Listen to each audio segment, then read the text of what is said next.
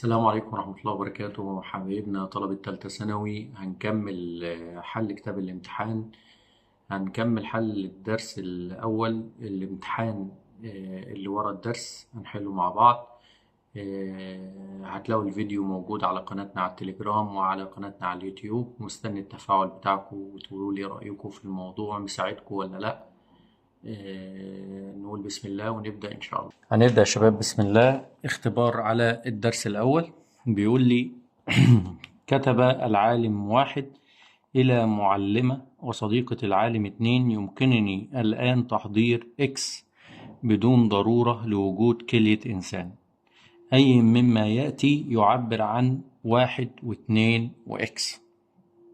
طبعا الكلية يا شباب كانت بتطلع اليوريا. احنا قلنا ان اليوريا موجودة ببول الثدييات، فانا تفكيري كده في الاجابة الف وجيم. هل العالم واحد قدر ان هو يحضر اليوريا؟ لا طبعا مش بروزيليوس، يبقى الاجابة الف غلط.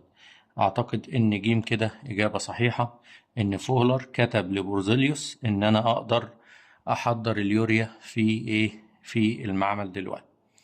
طيب اتنين: أمامك الصيغة البنائية اللي في الشكل ده لأحد المركبات العضوية. أي الصيغ البنائية الآتية تعتبر أيزومر للمركب إكس؟ إحنا قلنا أيزومر يعني تاني، يعني نفس الصيغة الجزيئية بس البناية مختلفة. يبقى أول ما أشوف سؤال أيزومر ده أجمع السيهات والإتشات. أنا عندي في الشكل ده واحد اتنين تلاتة أربعة، يبقى هكتب C4. الاتشات واحد اتنين تلاتة أربعة خمسة ستة سبعة تمانية تسعة عشرة، يبقى هكتب اتش 10. أروح بقى على الاختيارات اللي هلاقيها C4 اتش 10 هختارها، بس أهم حاجة تكون بنائيا مختلفة. دي فيها رابطة ثنائية؟ أكيد لأ. دي فيها رابطة ثلاثية؟ أكيد لأ، يبقى لا دي ولا دي. دي فيها روابط أحادية؟ ممكن. دي فيها روابط أحادية؟ ممكن. أنت لو بصيت لدال وبصيت للرسمة هتلاقيه هو نفس المركب، فمش هبص لده خالص. ليه؟ لأن هو نفس الصيغة البنائية. أي نعم إحنا لو جمعناها هنلاقيها C4H10، وهنا برضو هنلاقيها C4H10، بس زي ما قلت لك لازم البناية تبقى مختلفة. فجيم هي الإجابة الصح هنا لأنها سلسلة غير متفرعة، لكن اللي فوق سلسلة متفرعة. طيب ده أول جزئية. تعال نشوف الجزئية التانية بتقول إيه. رقم 3 بيقول: الشكل المقابل يوضح الجهاز المستخدم في الكشف عن عنصري الكربون والهيدروجين في المركبات العضوية. طبعا هو رسمة شباب، حاطط مادة عضوية، حاطط أكسيد نحاس بيسخن، كبريتات نحاس، ماء جير. أي مما يأتي يعبر عن المادة العضوية المستخدمة والتغيير الحادث في كتلة كل من أكسيد النحاس الثنائي وكبريتات النحاس الثنائية اللامائية وماء الجير. طب راجع معايا كده. احنا قلنا الغازات اللي بتخرج من هنا CO2 وبخار المية H2O. ماء الجير ده بيحصل فيه تعكير ويزيد وزنه. كبريتات النحاس اللامائية بتتحول للون الأزرق وبيزيد وزنها. فالمادة العضوية ريش طائر، اوكي ما عنديش مشكلة. لكن أكسيد النحاس تقل كتلته، صح، لأن أكسيد النحاس هنا، فبالتالي هو يتحول لنحاس. لو فاكر في المعادلة يبقى تقل كتلته فعلا. لحظة. فأنا عندي ريش الطائر مادة عضوية مفيش مشكلة، تقل كتلة أكسيد النحاس ده صح. تزداد كتلة كبريتات النحاس اللامائية دي صح. ماء الجير تقل كتلته دي غلط، يبقى ألف غلط. سيانات الأمونيوم مادة عضوية غلط، احنا قلنا سيانات الأمونيوم مش عضوية. الورق مادة عضوية، أكسيد النحاس تزيد كتلته غلط. البلاستيك مادة عضوية، أكسيد النحاس تقل كتلته، كبريتات تزداد كتلتها، ماء الجير تزيد كتلته، يبقى الجواب الصح هنا د. 4. كل مما يأتي يعتبر أيزوميرات لصيغة جزيئية واحدة عدا. تاني أيزوميرات يبقى أجمع يا شباب. أنا معايا هنا روابط ثنائية وهنا روابط أحادية، فأنا مش هفكر في دي، لأن يعني واحدة من دول ما تنفعش للتانية أكيد. يعني هنا في روابط ثنائية، يبقى أكيد دول مع بعض أيزوميرات، تمام. والألكان الحلقي زي الروابط الثنائية، يبقى هي بالنظر كده ب هي اللي ما تنفعش أيزوميرات ليهم. نقولها كمان مرة. يا إما تمشي بالنظام التقليدي إنك تجمع، أدي واحد اتنين تلاتة أربعة دي خمسة، يبقى C5 وتجمع الاتشات H10. تجمع دي كمان هتلاقي C5H10. تجمع دي كمان هتلاقيها C5H10، لكن هتجمع دي هتلاقيها C5H12. فطبعا المختلفة كده باينة خالص اللي هي ب. أمال أنا فكرت إزاي التفكير الأولاني؟ بصيت لقيت هنا رابطة ثنائية وهنا رابطة ثنائية، وده ألكان حلقي، وهما انتوا عارفين الروابط الثنائية مع الألكان الحلقي نفس القانون. ففكرت إن ب طالما روابط أحادية أكيد مختلفة عنه. 5. أي مما يأتي يعبر عن أمثلة صحيحة لأشكال ارتباط ذرات الكربون في مركباته. أشكال الارتباط، احنا راجع كده، الكربون بيرتبط بروابط أحادية أو روابط ثنائية أو روابط ثلاثية، صح؟ طيب الروابط الأحادية عندنا ممكن تكون إيه؟ C4H10 ممكن، C4H10 ممكن، C4H10 ممكن، C4H12 دي مش ممكن. ليه أنا بفكر كده؟ لأن روابط أحادية يعني ألكان، وطالما ألكان هيبقى القانون إيه يا حبايبي؟ CnH2n بلس 2، ف2 في 4 ب8 و2 10، دي مستبعدة مش هتنفع روابط أحادية. طيب تعالى روابط ثنائية، القانون بتاعها CnH2n، فأنت بالتالي لو C4 هيبقى H8 وكلها C4H8. تمام. تعالى على الروابط الثلاثية، C4 القانون بتاعها CnH2n minus 2، 2 في 4 ب8 و2 6 وكلها C4H6. سلاسل متفرعة، كلها سلاسل متفرعة صيغتها بالشكل ده، ماشي.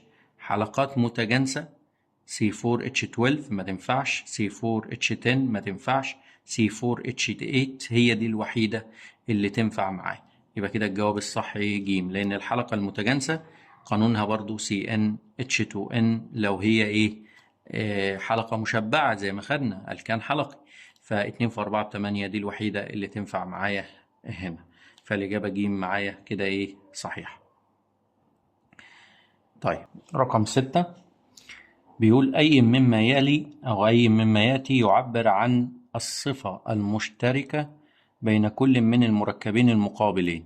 المركب الأولاني ده حلقة بنزين صيغته C6H6، المركب الثاني ده هكسان حلقي C6H12. أنا بعرف الأسماء دي منين؟ لما ندرس الناس اللي معايا اللي كملوا خدوا الألكانات الحلقية وخدوا الأروماتي عرفوا الأشكال دي أكيد. ألف كلاهما له نفس درجة الغليان. احنا اتفقنا طالما البنائية مختلفة أولاد يبقى الخواص بتتغير، أكيد دي غلط، ألف ما تنفعش. كلاهما له نفس الصيغة الجزيئية، غلط، احنا قلنا دي صيغتها C6H6 ودي صيغتها C6H12، أكيد غلط. كلاهما من المركبات الأروماتية، غلط، لأن ده الناس اللي خدوا الدروس عارفين إن ده أروماتي اللي فيه روابط باي ده، أما اللي ما فيهوش رابط باي ده أليفاتي. طيب كلاهما من الهيدروكربونات، هي دي بقى اللي صح، لأن مفيش عنصر غريب عن السي والاتش في الاتنين. ما عدد الأيزومرات التي لها الصيغة C4H10؟ أيزومرات C4H10. طيب أولا ده مركب من الألكانات، يعني خلينا نشوف كده، أنا عايز أيزومرات الصيغة C4H10، آدي C4 وآدي H10. راجع معايا كده، احنا كنا قلنا لو اشتغلنا بنظام، دايما كنت تسمعوا مني الكلمة دي في الشرح، اشتغل بنظام. يعني انت عندك ايزومرات لسلسلة من 4 كربونات الأول، لازم الطالب يبقى عارف كده ان انا هعمل ايزومرات لسلسلة من C4، وبعدين ايزومرات لسلسلة من C3 وتفرع، وبعدين ايزومرات لسلسلة من C2، ودي مش هتنفع لان ساعتها هحتاج احط الفرع على ذرة من الاتنين C. يعني تخيل كده لو 2C وجيت تحط فروع، شو قلنا ما تحطش على الاول، لا من هنا ولا من هنا، خلاص يبقى الايزومرات المتاحة معانا اللي هي للاربع سيات وللثلاث سيات وتفرع. يبقى ادي 1 2 3 4 اللي هو البيوتان، و2 3 والتفرع في النص 2 ميثايل بروبان، يبقى عدد الايزومرات هنا 2. تعالى كده نشوف، هو فعلا بيقول لي عدد الايزومرات 2 هنا طيب عند تسخين خليط من محلول سيانات البوتاسيوم وكلوريد الأمونيوم ينتج إيه؟ سيانات بوتاسيوم ده شبه سيانات الفضة، صح؟ بس هناك كان بيطلع راسب، هنا البوتاسيوم مش هيبقى راسب. وكلوريد الأمونيوم احنا قلنا لو في تسخين هيطلع يوريا، طيب في جيمية مركب اليوري. ماذا يحدث على الترتيب لكل من كرات النفثالين وبلورات كبريتات النحاس الثنائية عند وضعها في الكيروسين؟ خلي بالك النفثالين ده عضوي، كبريتات النحاس غير عضوي، البنزين الكيروسين مذيب عضوي. يبقى تذوب أكيد كرات النفثالين ولا يذوب كبريتات النحاس، يبقى الإجابة ب صح. ما الصيغة الجزيئية للمركب المقابل؟ عد معايا كده، دول كده 10 سيهات لو عديناهم اللي هم الحالتين دول. هعد برضو عشان اللي مش عارف يعد.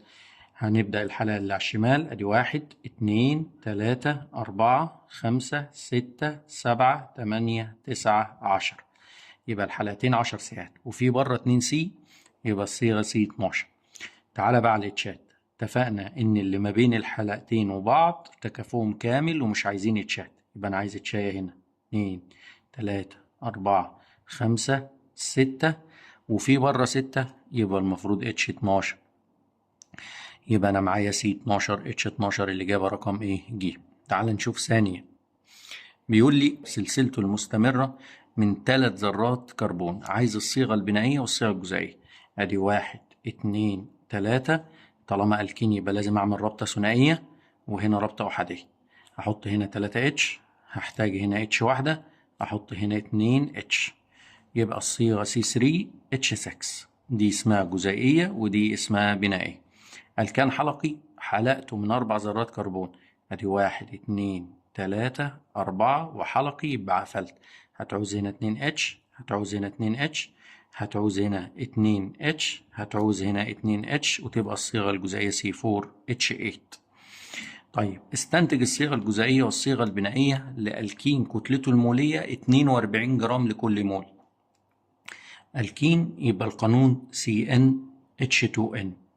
طيب كتلته 42، طالما كتلته 42 يبقى انت هتعوض عن السي ب 12 وعن الاتش بواحد، يبقى انا هقول 12n زائد 2n تساوي 42، يبقى 14n تساوي 42. 42 على 14 يبقى الn بتساوي 3، يبقى كده الصيغة الجزيئية C3. طالما الكين يبقى 2 في 3 ب6، يبقى H6. دي كده صيغة جزيئية. طيب والبنائية؟ هو قال الكين يبقى مش هرسم الكان حلقي، هقول CH2 رابطة ثنائية CH رابطة أحادية CH3، يبقى كده أنا جاوبت الإيه؟ البنائي. كده خلصنا الامتحان اللي على الدرس الأولاني. انتظروا إن شاء الله في فيديو جديد نتابع فيه حل الدرس التاني في الكيمياء العضوية.